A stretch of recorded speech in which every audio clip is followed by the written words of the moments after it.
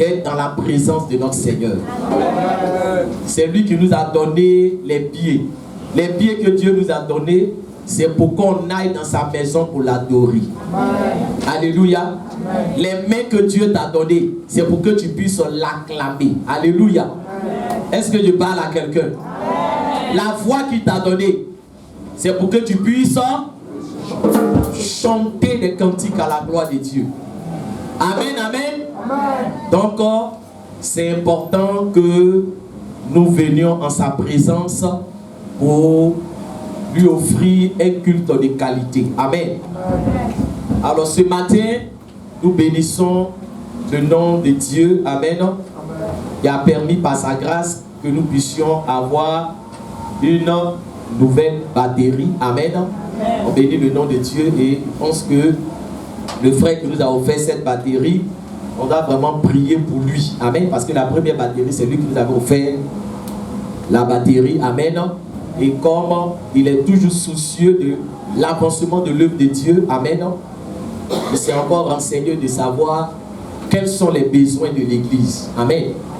Et on a parlé de la batterie et il a acheté la batterie. Alléluia. Amen. On acclame vraiment le Seigneur. Vraiment pour tout ce qu'il fait. Alléluia. Amen, amen. Donc, dis à quelqu'un, soucie-toi de l'avancement de l'œuvre de Dieu. Amen. Si des personnes qui ne sont pas membres de l'église font quoi? Se soucient de l'avancement de l'œuvre de Dieu, à plus forte raison, nous qui sommes membres de l'église. Alléluia. C'est un exemple. Amen, amen. Et ça dit que c'est lui qui va venir tout faire. Alléluia. Ah, lui il est prêt. Amen, amen. Amen, amen. Amen. Ah. Que le Seigneur nous bénisse. Amen. À bon entendeur. Salut. Là, il va demander encore. Alléluia. Amen. Alléluia. Amen. Ou bien la bénédiction ne vous intéresse pas. Amen, amen. Amen. Soyons bénis. Alors ce matin, nous allons prendre nos Bibles. Nous allons partager la parole de Dieu. Amen. Partager la parole de Dieu. Nous prenons nos Bibles en 2 Chroniques chapitre 26.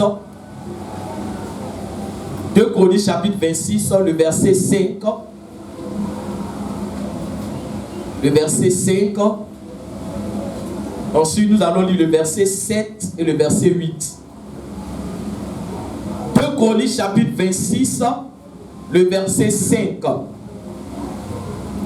Et le verset 7 et le verset 8. Dans 2 Chroniques chapitre 26, le verset 5.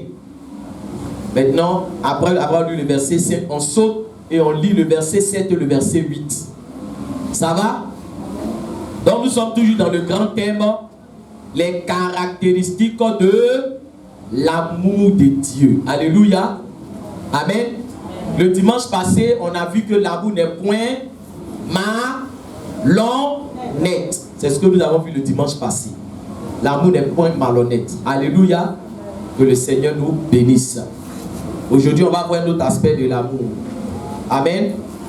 Et l'aspect de l'amour que nous allons voir, alléluia, c'est que l'amour ne cherche point ses intérêts. Alléluia. Amen. L'amour ne cherche point ses intérêts. Après, quelqu'un va dans 1 Corinthiens, chapitre 13. Après l'amour n'est point malhonnête, qu'est-ce qui suit? Qu'est-ce qui suit? Le texte, notre texte de base, c'est ce texte. Par rapport à ce texte, on va se tenir debout. Mais c'était pour que on puisse voir. On a vu l'amour n'est point malhonnête. On a vu ça le dimanche passé. Après l'amour n'est point malhonnête, qu'est-ce qui suit? En 1 Corinthiens chapitre 13. Quelqu'un pour juste nous dire ce qui suit. Voilà, pour qu'on soit en phase. Amen. Il n'y a personne. Oui. L'amour ne cherche point son intérêt. Voilà l'aspect de l'amour que nous allons voir ce matin. L'amour ne cherche point son intérêt. Amen. Peut-être que ce matin tu es surpris. Parce que nous on se dit que l'amour fait quoi? Cherche son intérêt. Mais l'amour vrai, l'amour authentique, l'amour de Dieu ne cherche point son intérêt. Alléluia. Et nous allons voir notre texte de base de 2 Chroniques chapitre 26, le verset 5, le verset 7 et le verset 8. On se tient debout en fait la lecture. Donc, le sous-thème de ce matin, c'est l'amour ne cherche point son intérêt. On a un grand thème, c'est les caractéristiques de l'amour. Donc ce matin, le sous-thème, l'amour ne cherche point son intérêt. Je fais la lecture, 2 Chroniques chapitre 26, le verset 5. Il s'appliqua, on parle de Osias, le roi Osias. Il s'appliqua à rechercher Dieu pendant la vie de Zacharie, qui avait l'intelligence des visions de Dieu. Et dans le temps où il rechercha l'Éternel, Dieu le fit prospérer. Verset 7. Dieu l'aida contre les Philistins, contre les Arabes qui habitaient à Gur-Baal et contre les Maonites. Les Ammonites faisaient des présents à Osias et sa renommée s'étendit jusqu'aux frontières de l'Égypte, car il devint très puissant. Alléluia. Amen. Alléluia. Amen. Vous allez répéter cette parole après moi, parce que je veux qu'aujourd'hui, ça entre en vous. Alléluia. Si tu comprends ce passage que nous allons développer ce matin, alléluia, ça va changer beaucoup de choses dans ta manière de marcher avec Dieu. Alléluia. Donc on va répandre ça ensemble. Amen. Mettez. Et dans le temps où il rechercha l'Éternel, Dieu le fit prospérer. Regarde ton voisin tout le temps. Dis dans le temps où il rechercha l'Éternel, Dieu le fit prospérer. On va reprendre une dernière fois. Parce que Jésus a demandé à Pierre à 3 reprises, est-ce que tu m'aimes? Regarde ton voisin, c'est important, hein? Alléluia. Dis, dans le temps où il rechercha l'Éternel, Dieu le fit prospérer. Maintenant, demande à ton voisin, toi tu es venu chercher qui? Tu peux t'asseoir. On va répondre à cette question. Alléluia. Bien-aimé, la vie chrétienne, si tu ne comprends pas les principes de la vie chrétienne, tu vas mener des faux combats. Alléluia. Amen. Tu vas mettre ton énergie là où tu ne dois pas mettre ton énergie. Amen. La Bible nous dit, écoute-moi bien ce matin, le roi Osias, lorsqu'il est devenu roi, il a recherché non pas la prospérité. Est-ce que c'est ce qui est dit ici? Alléluia. Osias a recherché quoi? Dieu. Il n'a pas cherché la puissance. Il n'a pas cherché la gloire. Il n'a pas cherché l'élévation. Il n'a pas cherché la prospérité. Alléluia. Quand il est devenu roi, son centre d'intérêt, c'était l'Éternel. C'est l'Éternel qui l'a cherché. C'est l'Éternel bien-aimé qui cherchait. On dit dans le temps où il cherchait Dieu. Alléluia. Bien-aimé, qu'est-ce que nous cherchons? Voilà aujourd'hui, comment est-ce que on est en train de déformer la vie chrétienne? Est-ce qu'il parle à quelqu'un? On est en train de déformer la vie chrétienne. Parce qu'on dit aux gens, venez chercher l'argent, venez chercher la gloire, venez chercher la bénédiction, venez chercher la puissance, venez chercher l'autorité. Non. Alléluia. On ne vient pas à l'église pour chercher l'argent. Est-ce que je parle à quelqu'un? Est-ce que je parle à quelqu'un?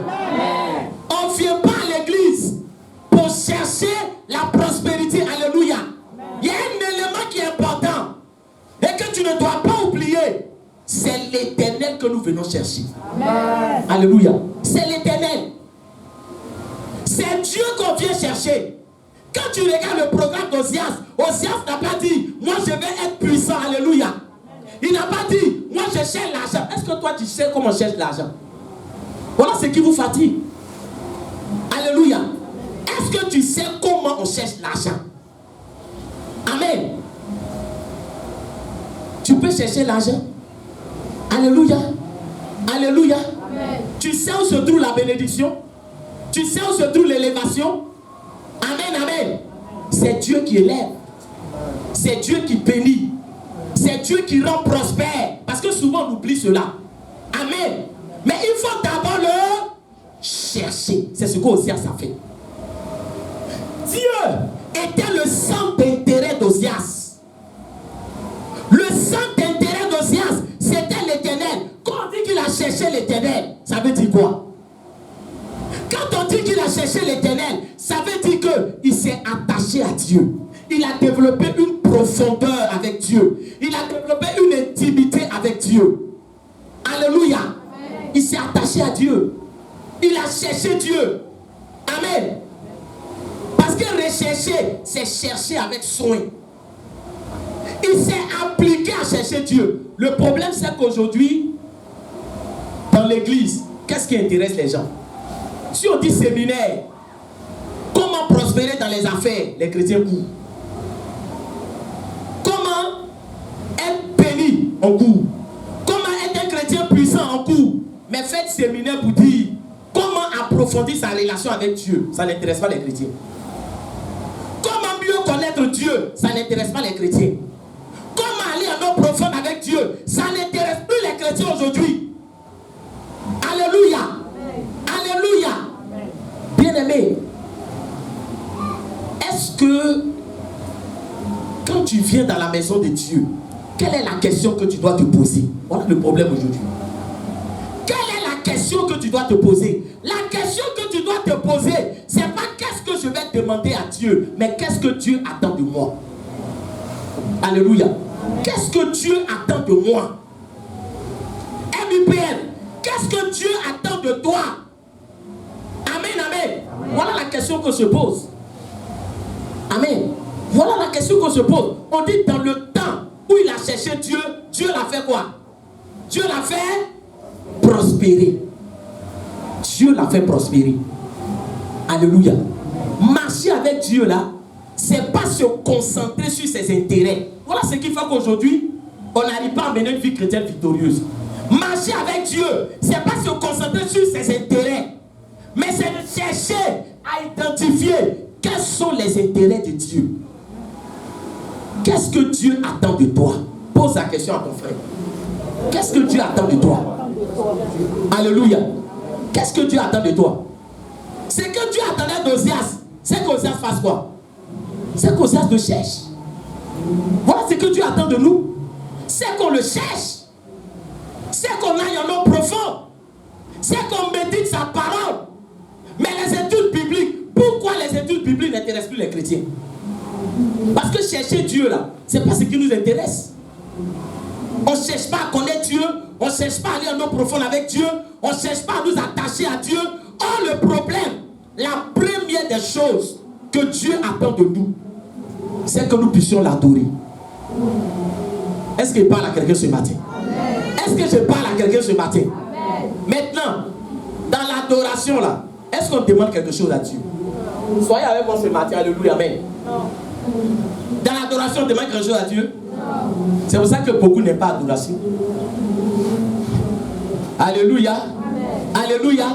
Parce que dans l'adoration, on contemple la bonté de Dieu, la gloire de Dieu. Alléluia. La magnificence de Dieu. Dans l'adoration, on ne demande pas, mais on contemple Dieu. On est proche de Dieu. On est l'intime de Dieu. On est avec lui. On sent son parfum. Alléluia. La première chose que Dieu veut, c'est que tu sois proche de lui. Que tu sois proche de lui. Voilà la première chose que Dieu veut. L'amour ne cherche pas ses intérêts. Alléluia. Quand Jésus a appelé ses disciples, on dit qu'il les a appelés pour les avoir toujours avec lui. Regardez les disciples. Les disciples, ils faisaient quoi? Ils allaient partout avec Jésus. Ils mangeaient avec Jésus. Ils dormaient avec Jésus. Ils partageaient l'intimité de Dieu. Ce matin, toi qui viens être béni, est-ce que tu as une intime de Dieu? Alléluia. Est-ce que tu marches avec Jésus? Est-ce que tu dors avec Jésus? Est-ce que tu te lèves avec Jésus? Est-ce que tu te réveilles avec Jésus? Est-ce que tu voyages avec Jésus? C'est ce qu'on appelle être un intime de Dieu. Voilà d'abord ce que tu dois aller chercher. Alléluia. Être un intime de Dieu. Mais est-ce que tu es un intime de Dieu? Alléluia. Tu es un intime de Dieu? Amen, amen. Amen, amen. Si tu es un intime de Dieu, lundi, mardi, mercredi, jeudi, vendredi, samedi, dimanche, c'est Dieu d'abord. Alléluia. C'est Dieu d'abord. La vie chrétienne là ne se résume pas à dimanche. Je suis désolé. Est-ce qu'il parle à quelqu'un?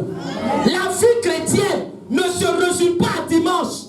Si c'est dimanche seulement que tu te souviens de Dieu, si c'est dimanche seulement que tu adores, si c'est dimanche seulement que tu pries, non, tu ne pourras pas achever la course. Alléluia. Osias s'est attaché à Dieu. Amen. Et c'est ce que le Seigneur attend de nous. Alléluia. Deuxième chose que le Seigneur attend de nous, parce que tu dois connaître les intérêts de Dieu pour savoir, bien aimé, si d'abord tu recherches les intérêts de Dieu, que nous soyons des intimes de Dieu, et deux, que nous puissions servir Dieu. Servir Dieu. Qu'est-ce que Dieu attend de toi? Que tu puisses le servir. Demande à quelqu'un, qui est-ce que tu sers? Alléluia. Amen, amen. Amen, amen. Bien aimé, l'amour ne cherche pas ses intérêts.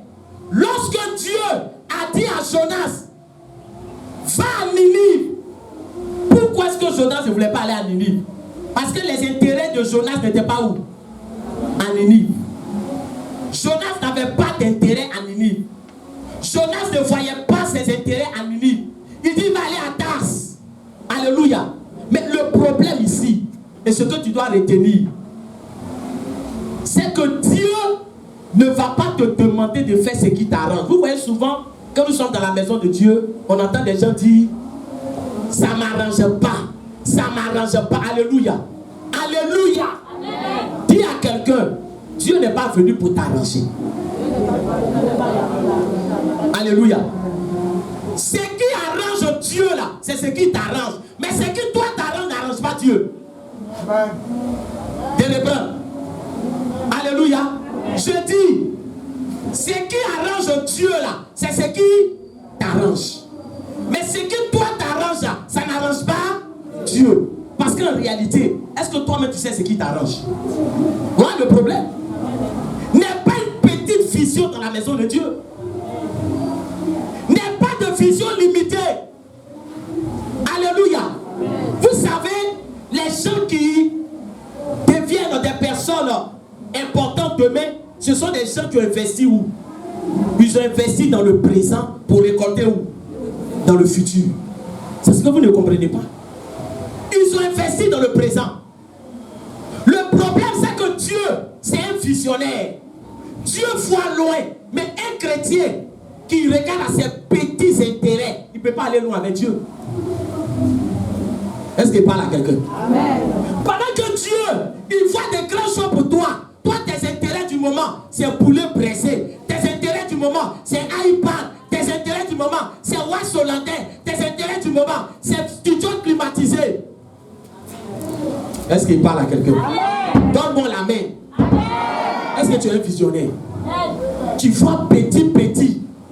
Non, c'est-à-dire que actuellement là, c'est à cause de mon truc là, c'est à cause de ça, c'est à cause de... Alléluia. Est-ce que tu sais où Dieu veut aller avec toi? Tu vas avoir une grande vision. Alléluia. Alléluia. De petits intérêts. Et c'est ce qui fait qu'on n'arrive pas à voir les grâces et les bénédictions de Dieu. Nos intérêts là sont petits. Non, c'est-à-dire que non, j'ai un rendez-vous là, vraiment, j'ai une affaire importante, je ne peux pas perdre cette affaire là. C'est ce qui fait que 2 jours, je n'ai pas le temps, c'est une affaire de 200 000, c'est à cause de ça. Alléluia. Oh Dieu lui-même te vend 200 millions. Amen. Est-ce qu'il parle à quelqu'un? Lui te vend 200 millions. Mais comme tu n'as pas de grande vision, et c'est tes petits intérêts du moment là qui t'intéressent, il y a des choses que ne peux pas expérimenter avec Dieu. Quand on parle de Moïse, qu'est-ce qu'on dit de Moïse? Dans le livre d'Hébreux, on dit Moïse refusa d'être appelé fils de la fille de Pharaon. C'est pas écrit. En ce temps-là, si on t'appelle fils de la fille de Pharaon, alléluia, c'est comme on dit fils du fils de, actuellement qui est président des États-Unis, Joe Biden. On dit Joe Biden, là, il t'a adopté, il dit il veut que tu sois qui? Il veut que tu sois son fils. Et puis toi tu dis non. Moi je ne veux pas que Joe Biden, je ne veux pas qu'il soit mon père. Mais quand tu vas dire ça, les gens vont dire quoi? Ah, toi aussi, on dit Moïse refusa d'être appelé fils de la fille de Pharaon. Pourquoi? Parce qu'on dit qu'il avait les regards sur la rémunération. Alléluia. Il préféra souffrir, maltraiter avec le peuple de Dieu, plutôt que de jouir pour le péché, pour un instant, parce que Moïse voyait loin, parce que Moïse regardait loin. Alléluia. Amen. Alléluia. L'amour ne cherche point ses intérêts. Amen, amen. L'amour ne cherche point ses intérêts. Et demande à quelqu'un, est-ce que tu es un visionnaire? Est-ce que tu es un visionnaire? Mais pas de petite vision. Souvent vous voyez, Dieu vous regarde et puis il rit. Il rit. Amen. Parce que quand il voit des gens qui sont en train de trembler pour leurs petits intérêts, alors que lui, Dieu, il prépare des grands choses pour eux, il a le cœur meurtri. Alléluia. Qui a fait que Osias est devenu puissant? Qui a rendu Osias puissant?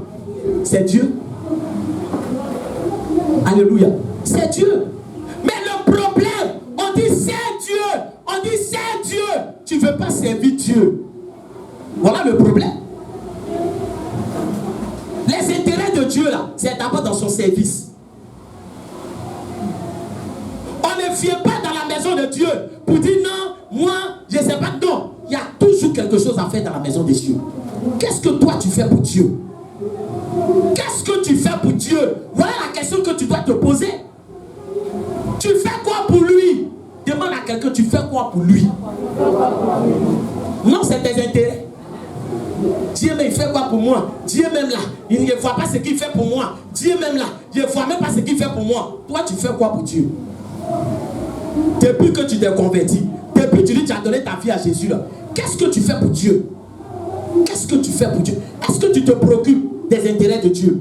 Est-ce que tu te préoccupes de l'avancement de l'œuvre de Dieu? Est-ce que tu te préoccupes du salut des gens qui sont autour de toi? Est-ce que tu te préoccupes du fait que le nom de Dieu doit être élevé à travers toi? Est-ce que ça t'intéresse? Non, tu es braqué sur quoi? Toi, tes besoins. C'est pour ça que les gens les appellent don. Demande à quelqu'un. Et ceux qui disent qu'il n'y pas don. Vous connaissez don. Seigneur, donne-moi. Seigneur, donne-moi ça. Seigneur, donne-moi ça. Seigneur, donne-moi ça. Seigneur, donne-moi ça. Alléluia. Alléluia. J'ai écouté une prédication sur le net. Et il y a une servante de Dieu qui était en train de prêcher. Elle disait que il y a un jeune qui a fait près de 3 ans et 4 ans de fiançailles avec une jeune fille. Et puis après les 4 ans de fiançailles, il est venu voir la servante de Dieu pour dire non, je ne veux plus.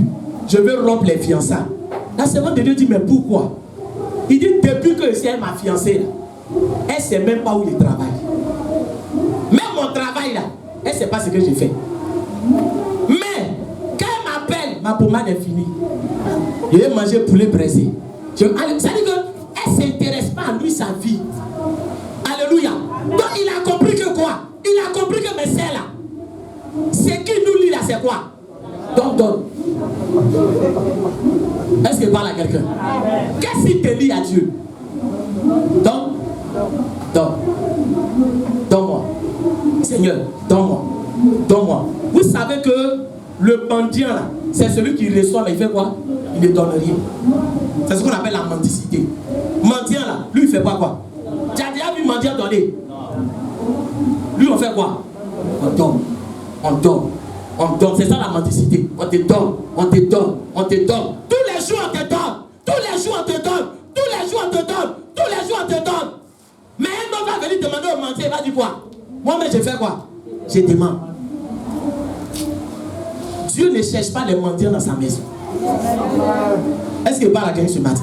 Il faut comprendre les principes de Dieu. Hein. Dieu ne cherche pas les mendiants. Un mendiant, c'est celui qui demande seulement, mais il ne fait rien pour Dieu.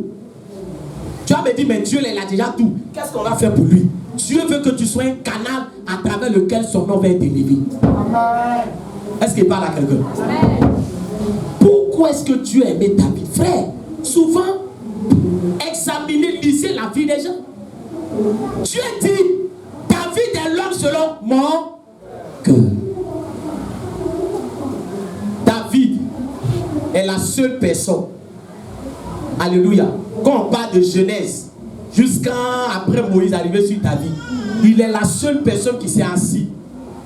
Et puis il a dit, mais Dieu là, il habite sous une tente. Tente dans ses bâches. Mais moi, David, je dors où? Je ne dors pas sous une tente. Et puis Dieu lui fait quoi? Il dort sous une tente. C'est pas normal. Je vais construire une maison pour Dieu. Alléluia. Alléluia. Amen. Le Seigneur même a posé la question à David. Depuis que toi, David, là, tu es là. Tu as déjà vu mon Dieu? J'ai demandé à quelqu'un de faire quoi? De me construire une maison, mais toute la terre là m'appartient. Amen. Il est le seul qui s'est soucié. Est-ce que tu te soucies de l'avancement de l'œuvre de Dieu? Ce matin, je veux que tu changes de mentalité. Si tu veux voir la main de Dieu agir dans ta vie, je veux que tu changes de mentalité comme Osias. L'œuvre de Dieu, l'avancement de l'œuvre de Dieu. Mais il y a des gens qui sont dans l'église. Non, l'avancement de l'œuvre de Dieu ne les intéresse pas. Quand on dit telle chose pour l'église, non, j'ai mon truc à faire, j'ai mon cul magie, je dois écraser, j'ai mon habit, je dois laver. Alléluia. Alléluia. Amen. Tu te soucies des intérêts de Dieu. Amen, amen. Amen, amen. Amen. Tes intérêts. Chacun ses intérêts. Mes intérêts. Non, j'ai ça là d'abord. Non, j'ai ça. Mais quand Dieu te voit en train de lutter sur toi tes intérêts, tu as mal. Parce que ce que toi tu cherches, il peut te donner son vin, son 40, son conteneur. Est-ce qu'il parle à quelqu'un? Il peut te donner jusqu'à toi, mais tu vas être rassasié. Quand les enfants d'Israël ont pleuré dans le désert, Dieu dit, viande que vous pleurez à cause de viande. Vous voulez manger viande. Vous allez manger quand ça a sorti dans vos oreilles, dans vos narines. Moïse dit, mais Seigneur, où tu vas, où viande là, ça va quitter. Mais quand il regarde dans le désert, là, il ne voit pas. Alléluia. Il n'y a pas eu viande. Il n'y a pas eu viande. Commence à t'intéresser aux intérêts de Dieu. Il te parle de quelque chose. Voilà le secret de la bénédiction, de l'élévation qui vient de l'Éternel. L'amour ne cherche pas son intérêt. Si l'amour de Dieu en toi, tu dois te préoccuper des intérêts de Dieu. Est-ce que je parle à quelqu'un? Est-ce que je parle à quelqu'un? C'est de servir Dieu. Prenez un balai. Parce que quand on dit servir Dieu, non, je ne suis pas prophétesse. Je ne suis pas servant de... Qu'est-ce que vous appelez mes servants de Dieu? Alléluia. Alléluia. Il y a les appelés. Les appelés là. C'est parmi les appelés, il y a qui? Il y a docteur. Il y a qui encore? Bon, ça vous intéresse pas. Oui, il y a pasteur, oui. Il y a évangéliste. Il y a prophète. Où est ça là? C'est que je suis en train de dire. Il y a des gens même, ça ne les intéresse pas. Tu as demandé, mais un apôtre c'est qui? Pourtant il y a longtemps que tu viens à l'église. Un apôtre là c'est qui? Un apôtre. Un apôtre. On dit que c'est les serviteurs de Dieu. Alléluia. Quelle est la différence entre un apôtre? Quelle est la différence entre un pasteur? Quelle est la différence entre un évangéliste? Quelle est la différence entre un prophète? Alléluia. Ça c'est les 5 ministères. Amen. Amen. Maintenant, en dehors des 5 ministères, tout le monde est appelé à faire quoi? À servir Dieu. Tout le monde est serviteur de Dieu. Ce matin là, je veux que tu comprennes ça. Amen. Tout le monde est serviteur de Dieu. Quand tu parlais à l'église, c'est Dieu que tu sers. Quand tu fais décoration, c'est Dieu que tu sers. Quand tu viens apporter, c'est Dieu que tu sers. Alléluia. Voilà l'attitude des personnes que Dieu élève. Les personnes que Dieu élève là, ils mettent leurs intérêts où? Derrière. Est-ce qu'il parle à quelqu'un? Ils mettent leurs intérêts derrière. Je veux que l'église change de mentalité. C'est ce qui fait que vous n'arrivez pas à être actif dans la maison de Dieu. Par vos intérêts, vos intérêts. On dit réunion. Je suis pressé. Je suis pressé. Mais si tu es malade là, tu vas travailler comment? Est-ce que je parle à quelqu'un? Est-ce que je parle à quelqu'un? Le souffle que tu as là, qui te donne ça? Santé là, qui te donne? Qui? Réponds bien. Hein? Alléluia. Quelqu'un qui est malade, il ne peut pas travailler. Alléluia. Alléluia. Tu as déjà vu quelqu'un, il est malade, puis il s'en Amérique. Tu dis, je suis venu pour ma mariée. Le même va dire, mais on est qu'à l'hôpital. Ou bien? Non, dites-moi, est-ce qu'un mère qui est conscient peut célébrer le mariage? C'est que Marie, on l'a célébré. On sent même que femme là même là, elle n'est pas type là. Il n'est qu'à seulement faire quoi? Il n'est qu'à signer seulement, monsieur le maire, il n'est qu'à signer seulement, on répond pour lui. Alléluia. Quelqu'un qui est malade là, il ne se marie pas. Quelqu'un qui est malade, il ne travaille pas. Alléluia. Alléluia. Mais nous oublions que c'est Dieu qui nous donne la santé, c'est Dieu qui nous donne la vie, c'est Dieu qui nous donne le souffle, c'est Dieu qui nous donne l'énergie. Cette énergie-là, prends, tu as servi Dieu. Alléluia. Ne sois pas un don-don. Prends, tu as servi Dieu. Dans la maison de Dieu, là, qu'est-ce que je peux faire pour Dieu? Même une petite fleur, tu as acheté. Vous venez dire, vraiment, homme de Dieu, la fleur là, il veut qu'on ait qu'à mettre ça où? On ait qu'à mettre ça sur la chaise. Non, Seigneur, tu m'as rien donné. Seigneur, je n'ai pas l'argent. Je n'ai pas. Alléluia. Tu veux avoir combien? Fleur là, ça coûte combien? Ça coûte combien? Celui qui est fidèle dans des petites choses le sera dans des grandes choses. Tu as une fois demandé quelque chose, tu as une fois intéressé pour dire, ça là, qu'est-ce que je peux faire? Seigneur, venir dans la maison de Dieu. Mais non. Est-ce que quand tu viens dans la maison de Dieu, est-ce que tu vois bien? Non, tu ne vois pas. Parce que quelqu'un qui cherche les intérêts de Dieu, quand il vient dans la maison de Dieu, il fait quoi? C'est-à-dire qu'il cherche, qu'est-ce qu'il peut faire quoi? Qu'est-ce qu'il peut apporter pour l'avancement de l'œuvre de Dieu? Mais tu es concentré sur tes besoins. Seigneur, donne. Seigneur, donne. Seigneur, donne. Seigneur, donne. Seigneur, donne. Seigneur, tu es aveuglé. Est-ce que je parle à quelqu'un? Est-ce que je parle à quelqu'un? Non, ton amen est ferme. Dis amen. Alléluia. Frère, l'amour ne cherche pas ses intérêts. Ne cherche pas ses intérêts. Une fois, il y a quelqu'un qui m'a dit, homme de Dieu, l'argent qu'il y a te donner là, pardon. Il ne faut pas que tu apprends pour mettre dans l'œuvre de Dieu, pardon. Alléluia. Alléluia. Est-ce que ça veut dire que je suis un inconscient? Est-ce que quand quelqu'un... Voilà ce que les gens disent souvent. Toi, tu es un inconscient. Tu es là seulement. Tu es là seulement. L'église, c'est pour toi. Et c'est des gens qui sont dans la maison de Dieu. Hein. Voilà comment ils ont brisé le zèle de certaines personnes. Ils sont dans la maison de Dieu. Quand quelqu'un vient et puis il est engagé, il fait ça. Il fait toi, mais tu es ouais, église, c'est pour toi. Il ne faut pas chercher à garder ton argent. Hein. Celui-là qui te dit ça, c'est un sorcier. Alléluia. Alléluia. On a brisé le zèle des gens. On a cassé le zèle des gens. On leur a dit non, il ne faut pas faire ça. Frère, Osias, il a cherché Dieu. Il a investi en Dieu. Son temps, son énergie, sa force, sa vigueur. Dieu l'a élevé. Quand vous lisez là, on dit on faisait quoi? Des dons à Osias. C'est Dieu qui met dans le cœur de quelqu'un de faire don. Quand tu te soucies de son œuvre. Alléluia. Quand tu te soucies de son œuvre. Et ça, c'est quelque chose de très important. Amen. Amen. Amen. Donc, servir Dieu. Ensuite, troisièmement, ce que Dieu attend de nous, les intérêts de Dieu. Retenez ça là, parce que c'est ça qui est important. Question que Dieu a te posée là. Adorer qui? Adorer Dieu. Être proche de Dieu. Deuxième, servir Dieu. Voilà les intérêts de Dieu.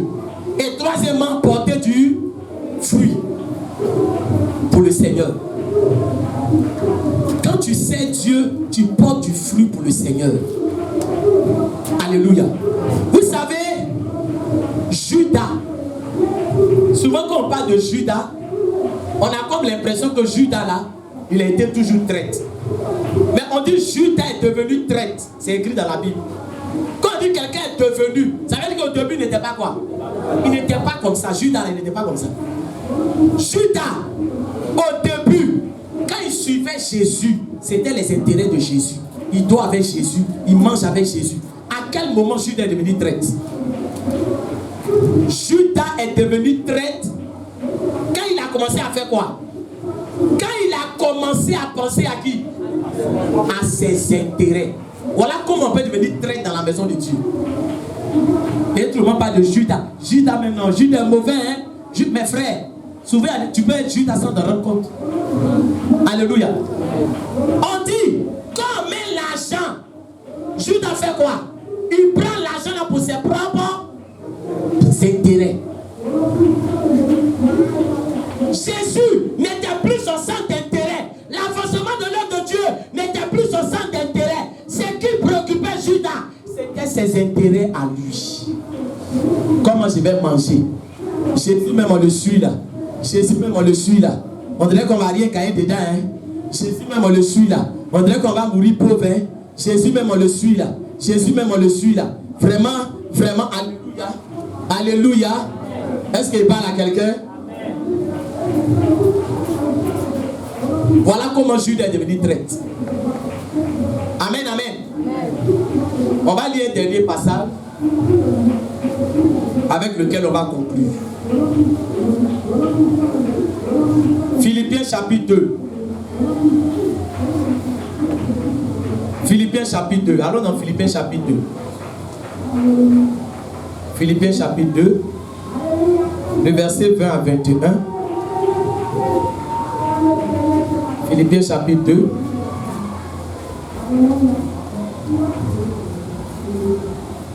Philippiens chapitre 2. Verset 20 à 21. Et puis après on va lire le verset 25 à 30.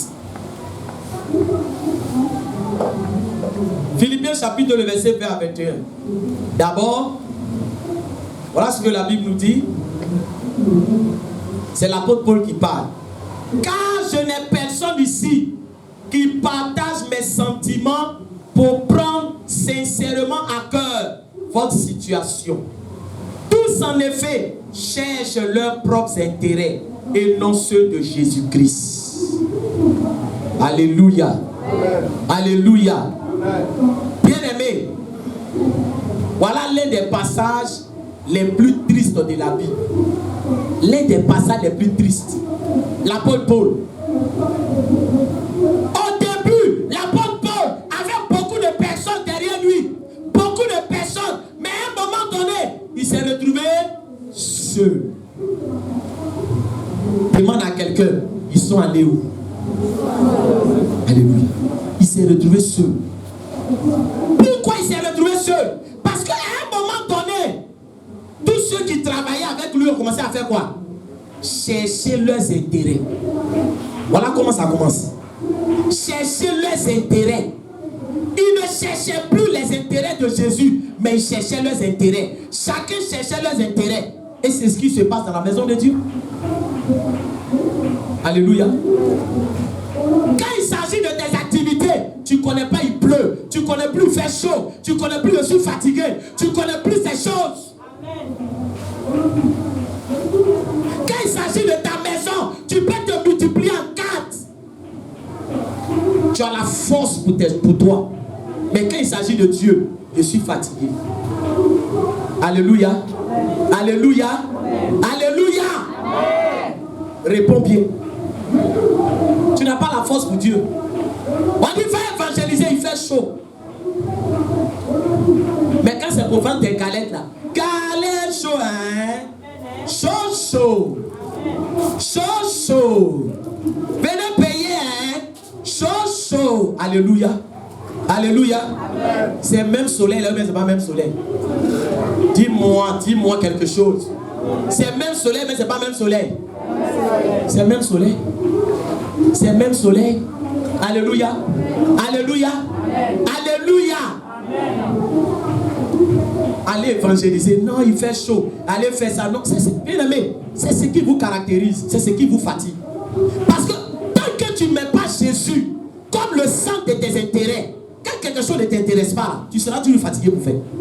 Non, je suis fatigué. Non, on dit étude biblique. Non, c'est-à-dire que vraiment, étude. Et puis vous savez, Dieu là, non, il vous connaît. Celui qui dit qu'il n'avait pas tant d'études bibliques, il n'est qu'à avoir travail. Alléluia. Souvent même là, j'ai dit à un de mes fils spirituels, il est passé à la maison une fois. Il dit non papa, vraiment, il travaille maintenant les dimanches là, il ne descend pas vite. Vraiment, il lui a dit que les dimanches là, même si tu ne descends pas vite là, hein, tu peux venir faire quoi? Tu peux venir même faire culte. Dieu me sait que quoi? Tu ne descends pas vite, mais tu fais l'effort de quoi? De venir. Est-ce que tu ne peux pas venir? Il dit oui, mais comme on a dit le culte, il dit culte là, même à 10h, si tu viens, tu vas trouver quoi? Tu vas trouver le culte là. Dieu sait que tu n'es pas vite descendu. Mais on a un frère ici qui travaille les dimanches, il fait la nuit. Quand il descend, il vient faire culte. Pourtant, il peut aller se coucher. Il lui a dit que vous là, quand vous travaillez même maintenant, ça ne me dit plus rien. Parce que quand vous travaillez là, ça vous éloigne de Dieu. Travail comme ça là, on ne rend même pas témoignage de ça. Quelqu'un parce qu'il travaille maintenant, il ne vient plus à l'église. C'est quel témoignage? Dieu peut donner travail à quelqu'un depuis qu'il vienne à l'église. Alléluia. Il y a cellules de prière. Si même dimanche, tu fais toute la journée, et les cellules. Mais pour Dieu là, on est mourant, on est désintéressé. On s'est désintéressé le-même. Quand il va travailler, il faut le voir courir, il faut le voir trembler, il faut le voir se lever à 4h du matin, il faut le voir courir de gauche à droite. Mais quand il s'agit de Dieu, il est fatigué.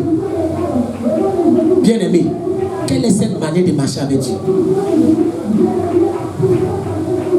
Beaucoup ont commencé à travailler, ils ont changé. Beaucoup ont commencé à travailler. Non, je n'ai plus le temps. Et c'est ça la malhonnêteté. C'est pour ça qu'on dit l'amour n'est pas malhonnête. Tu peux faire l'effort, tu refuses de faire l'effort. Mais Dieu n'est qu'à te bénir, Dieu n'est qu'à te laver, Dieu n'est qu'à veiller sur toi. C'est toi seulement. Qu'est-ce que tu fais pour Dieu? Alléluia. L'apôtre Paul s'est retrouvé seul. Il dit je n'ai personne. Tous m'ont abandonné. Chacun cherche son intérêt. Comment il va manger, comment il va dormir, comment il va se laver. Est-ce que c'est mauvais de penser à comment tu vas manger? C'est mauvais? C'est pas mauvais. Mais quand tu commences à mettre ces choses-là en priorité, le Seigneur s'est dit que tu ne le connais pas. Parce que si tu connais le Dieu qui donne travail, le Dieu qui donne mariage, le Dieu qui élève, le Dieu qui bénit, le Dieu qui restaure, tu vas te mettre à sa disposition. Alléluia. Amen. Dans cette église, est-ce qu'il n'y a pas des gens qui se sont retrouvés seuls? Dans les départements, il n'y a pas des gens qui se sont retrouvés seuls?